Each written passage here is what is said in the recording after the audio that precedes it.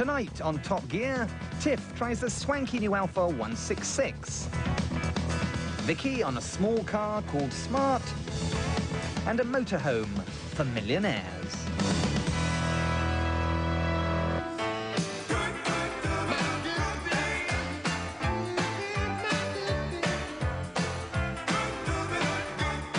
When the Alfa Romeo 156 arrived in Britain earlier this year, it did so amidst great acclaim. It's already been voted the European Car of the Year for 1997 and instantly won over many new admirers with its stunning good looks. Now, the 166 has arrived, and the question is, can it live up to the very high standards set by its little sister? Like the 156, the 166 is offered with Alfa's excellent twin-spark 155 horsepower 2-litre engine, as well as 3 varieties of their V6, with top power coming from the 226 bhp 3-litre. The 166 range provides every modern-day creature comfort: leather upholstery, air conditioning, and of course, nowadays, satellite navigation. Unfortunately, this one speaks to me in Italian. Tra 200 metri fare un'inversione di marcia. Can't understand a word she's saying, but I think I'm falling in love.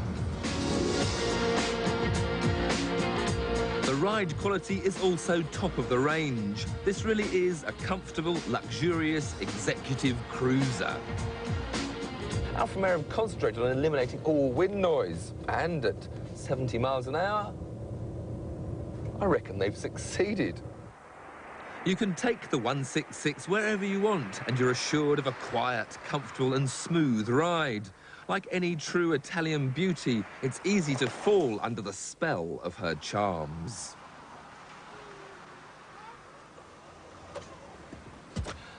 Indeed, I'd really like to fall in love with the whole car. Yet, like so many temptresses, she promises much, yet frustrates with a series of small imperfections. The steering, for example, is fully adjustable in both height and reach, but it just doesn't come out far enough for my size of body. The instrumentation provides you with 4 beautiful dials in the centre here to look at when you're driving, with a rev counter and speedometer in the middle. Yet down here on the centre console, there's some switchgear that looks like it's come from a larder. This armrest is beautiful when you're driving along, yet totally obstructs the handbrake when you want to use it. And even in the up position, it still gets in the way. Storage space on board is also limited. There is a very nice little cubby hole on the top, but the glove box is rather on the small side, and this door bin is very awkward to get into. However, there is plenty of legroom for the passengers in the rear, and it's very comfortable as well. There's a good-sized boot, but you either need the key to open it, or you have to press a button that's in the glove box. But maybe I should forget about the Alfa's little foibles and simply fall madly in love with its gentle, flowing, curvaceous lines. Indeed, even the engine looks beautiful. This, the 2-litre twin-spark, the V6, even prettier.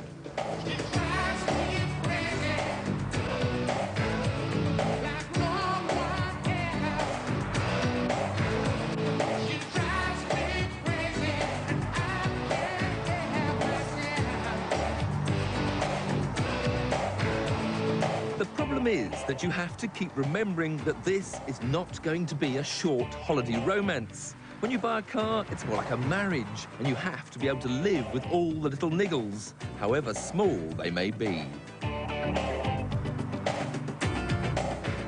Even on the move, this Alfa has some little nuances that just take that little bit of pleasure away. The handling is very, very good. The grip level is very high. There's not too much understeer turning into corners and very little on the way out.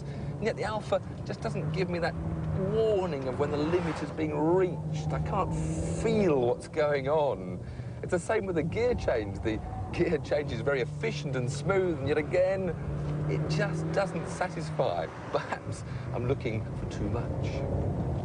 Oh yes, and then there's the brakes, which after some press-on motoring are showing distinct signs of fading.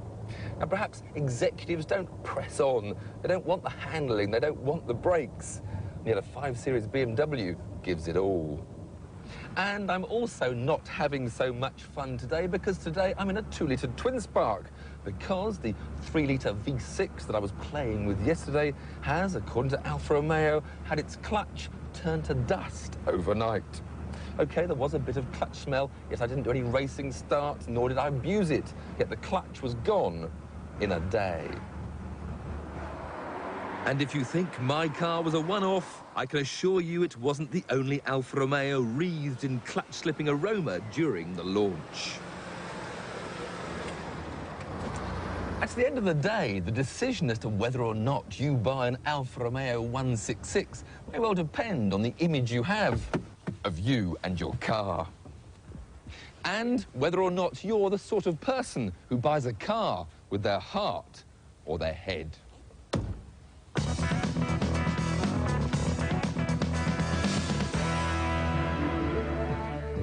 The use of cars in our cities is a bit of a hot topic at the moment.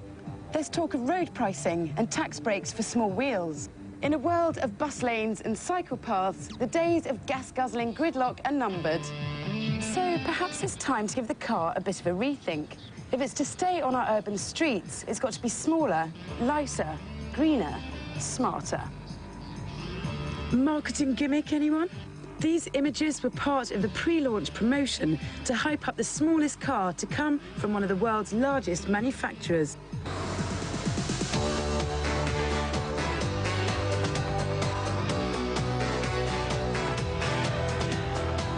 Called Smart, this 2-seater city car has been built by Mercedes-Benz in conjunction with watchmakers Swatch, who took the idea of its interchangeable wristwear and put them to use in the Smart. If you get fed up with looking at those red panels, you can pop down to the local dealer and have yellow ones fitted instead, or white for that matter. Designed primarily for use around town, its size is its best asset, being 20 inches shorter than a Mini. However, a Mini has room for 4, but it doesn't have such a funky interior. Again, thanks to Swatch, most of the coloured bits are swappable, even the clock and rev counter. It may look a little over-designed in some areas, though. This contraption actually holds cassettes and CDs. And the seats seem to be made from an old string vest, but they are surprisingly comfortable and well ventilated. Round the back, there's room for a little shopping on top of the engine. The motor's a Tiddler, a 600cc 3-cylinder, but it is turbocharged, not that you know it, and carries the only Mercedes badge to be found on the car. Ours came with a registration just for us.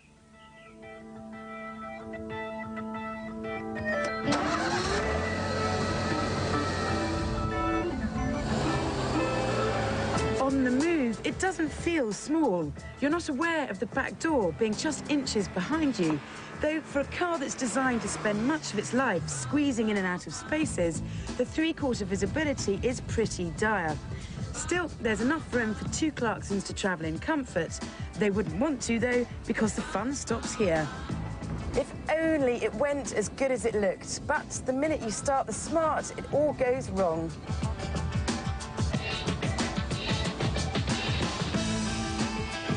All the elements are right, a good driving position and a race-like sequential gear shift, for example. But the box jerks at every change unless you lift off the gas, in which case you might as well have a traditional manual. And you'll be working your way through the gears all the time just to keep up with traffic. The 55 brake horsepower engine ought to give better performance in a car this size. Top speed is 84 miles an hour, and you'll have to take a week off work to get there. No car needs to be this sluggish.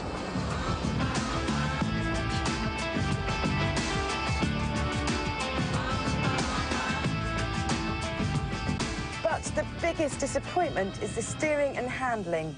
The non-assisted wheel needs a full turn to get round just a 90-degree bend, and then there's bags of understeer. A Mini Cooper, it is not. It isn't as agile as it should be. Problems with the Mercedes A-Class rolling over set alarm bells ringing in the Smart camp, so they made the wheelbase longer for better stability. They also made it understeer at the slightest sniff of a bend, causing those skinny front tyres to scrabble for grip. All that hard work doesn't help the fuel economy, which is only marginally better than Ford's Ka. It's on sale in the rest of Europe now and may come to Britain before the millennium, but at almost £6,000, it is an expensive two-seater and not worth the wait. I really want to love the Smart, but I can't. The concept, styling and details are fantastic, and it's a refreshing change from mainstream motors. It's convincingly cool, and you don't look too silly in it. But it's the driving experience that lets it down. Small cars should be fun to drive as well as look at, and the Smart is a long way behind Ford's Ka and Rover's 39-year-old Mini. Cars of the future may look like this, but they ought to perform a darn sight better.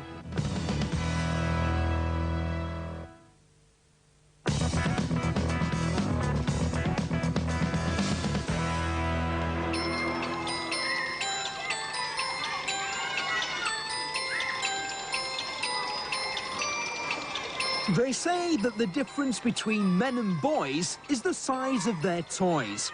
Well, they're wrong. Because, of course, it's bikes that make the very best toys for grown-up boys and girls, and they're not really that large at all, especially in the price tag department. Would you believe you can own any one of this trouser-stiffening trio for around 10 grand? In fact, I urge you to go out tomorrow and sell a kidney so you can own one of these glorious Triumph Daytonas. But if you feel that's a tad excessive, then what if you had, say, half that amount, £5,000? Surely you're saying you couldn't get a machine with anything like the excitement or appeal of one of these. Well, of course you can, and coming up are no less than 5 fire-in-your-belly bikes for just 5 grand. The Ducati Monster Dark, matte black minimalism on wheels. It's a determinedly traditional way of making a motorbike. You take an industrial section of yellow scaffold, a hooligan of a V-twin engine, and with no protection from wind or weather, it feels like a proper bike. Light and flickable, with a great grunty engine and an addictive exhaust note, the Ducati begs you to grab a fistful of throttle, and you probably will. On paper, it doesn't look like you get that much go from your 600cc's when compared to Japanese machinery. But somehow, 50 horsepower here feels like a whole lot more. The Duke is a city slicker with style and comfort. The perfect thing to impress your mates down the park. Chrome. You can't help but stare as the Dragstar sits there shimmering silver. You'll think it's a Harley, and that's what they want you to think. But it is, in fact, a Yamaha.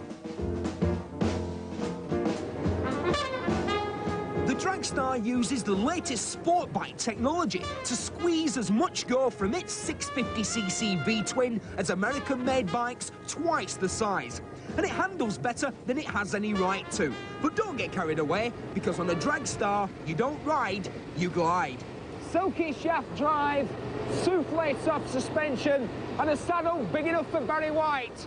Make riding the Dragstar as relaxing as a hot bath with the Bee Gees.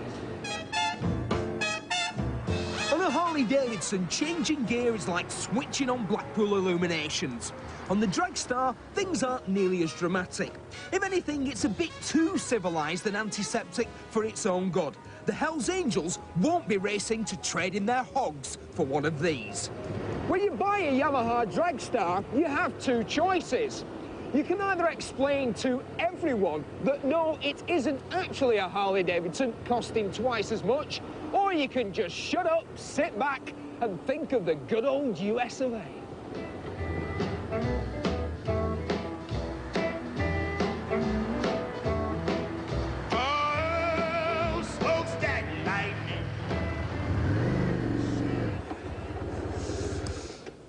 Bikes like these are all about the wind in your hair and the bugs in your teeth. But don't go too fast, or your shades leave a nasty red mark on your nose.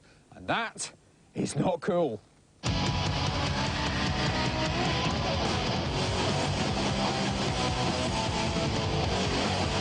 Tall, dark sleek and handsome, my next toy's ideal for riding high. With its long travel suspension, wire wheels and big single-cylinder engine, it's mean and hungry. You know, the French go bonkers for these high off-road style machines. But despite that, the Honda SLR 650 is really rather good. If you're looking for a serious off-roader, you don't want a Honda SLR.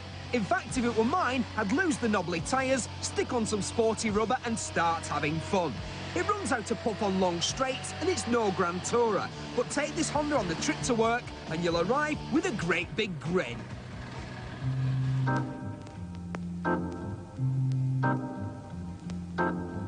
The real long rider of the pack is the Suzuki GSX 600F. A sports tourer for those who'd really love a Honda VFR or a Ducati ST2, but don't have £9,000. It's one of the most aerodynamic machines on the market, and for £5 you're getting an awful lot of machine for your money. The engine is slightly out of character with the rest of the bike. You have to rev it like Billy-O to get it going, and the gear change is almost embarrassingly clunky. But stick it in top, and it's just the ticket for relaxed transcontinental touring for two.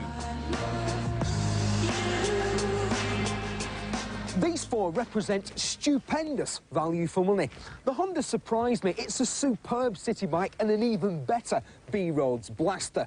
Predictably, I love the Ducati, although I do think that yellow frames look better in a kiddie's playground. But if it was my £5, well, I wouldn't spend it on any of them. Because this is the biggest bargain in biking.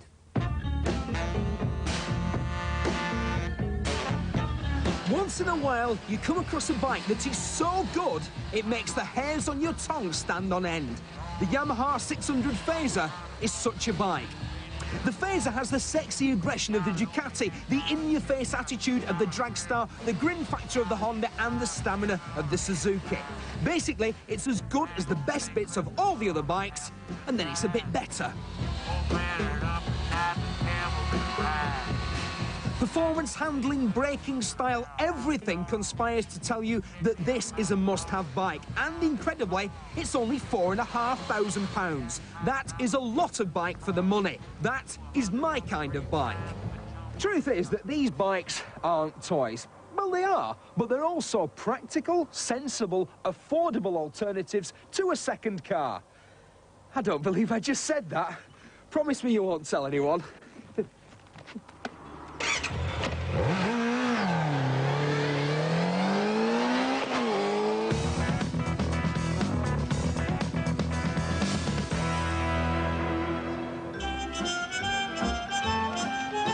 Des Rezzers don't come cheap. But then again, spend enough and your home could be a proper little castle. And this is the lounge, which is lovely in the summer, and the well-appointed kitchen. Mrs. Wilman will love it. And this is the dining room, the master bedroom, which is en suite, of course. And this is the last of the 4 bedrooms.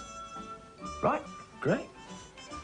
So, a large family house with 4 bedrooms, dining room, huge living room, spacious garden, yours for £170,000. Or, for the same money, you can have something a little smaller. A house, admittedly, that hasn't got 4 bedrooms, but on the plus side, it does have 4 wheels. Caravans, eh? To their owners, they are charming houses on wheels. But to many other drivers, they are mobile constipation, clogging up the roads on bank holidays. But what we have here is something rather special.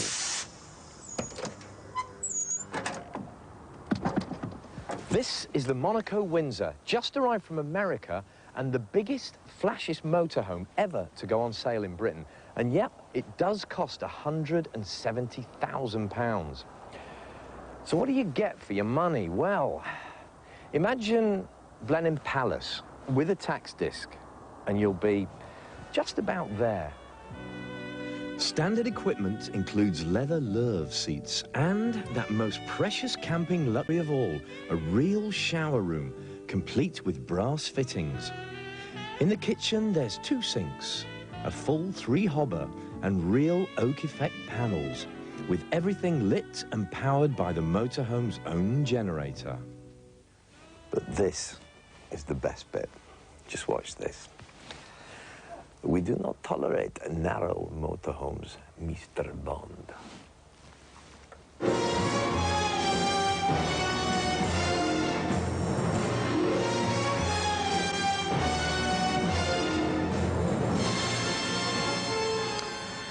In the evening, after a long but luxurious day on the road, you can relax by watching telly or even a video. Naturally, the sofas convert into beds, but hey, why slum it when you've got your own bedroom just down the corridor? And don't worry about the screams from the bug-infested tent dwellers outside keeping you awake at night. Naturally, the windows are double glazed. Trailer for sale or rent. But now comes the buttock-clenching bit, driving 38 feet of American iron on Britain's winding and twisty little roads. Wow! Captain's log, stardate something or other. Let's see, I've got auto and Tiptronic gear selectors here. And instead of a rear-view mirror, I've got this nifty TV camera, which allows me to see out of the back so that I don't knock over the Midlands when I'm reversing. Third boxcar, midnight. Space age it may be, but what's Scotty been up to down in the engine room? On the road, the Windsor is a rather stately motorhome, despite its massive 8.3-litre, 300-horsepower turbo diesel engine. But then again, that's hardly surprising, because the whole kit and caboodle weighs 11 tons. To make life easier, though, you've got a walloping 820 pounds of torque and a sophisticated air suspension system to keep things level. I wouldn't say it's a piece of cake to drive, but you don't need to be Eddie Stobart either. There is one problem, though. This is the Britain of Blair and Prescott, and they want us to drive around literally in dinky cars. Well, if that's the case, I think I've got just the thing. Now, where is it? The Daihatsu Hijacker, the smallest motorhome in the world. It's not exactly the sort of vehicle that says you've arrived, but then again, there's not many places you'd want to turn up at in this thing. With its thundering 1-litre, 47 brake horsepower engine, it is absolutely hideous to drive. Right, can I stop now? Please? On the plus side, it's cheap, costs about a 17th of the big one, and you could probably reach China on a tenner's worth of petrol. It's also got everything. It's got a bed, it's got a cooker, a bed, cooker, bed, cooker. Whoa, whoa, potty.